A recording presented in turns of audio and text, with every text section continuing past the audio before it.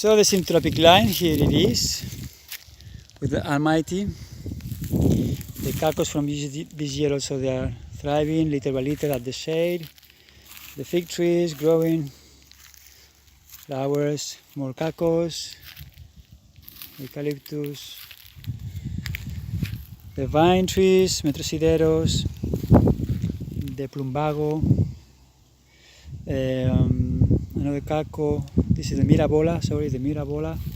Another kakis, diospiros,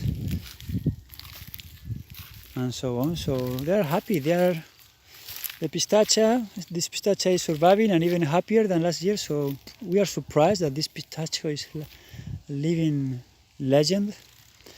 The ones that we brought this year also, very nice. They have gotten, I'm very surprised that these big trees has been replanted from my place and they are happy.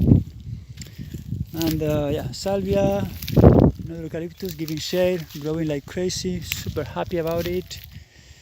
Fig trees regrowing, another caco, metrosideros, mirabola, salvia. This was the hazelnut, the walnut, vines, and fig trees, pumpkins, little plants everywhere. I'm very, very happy about the ecosystem that we are growing and thriving. Super nice.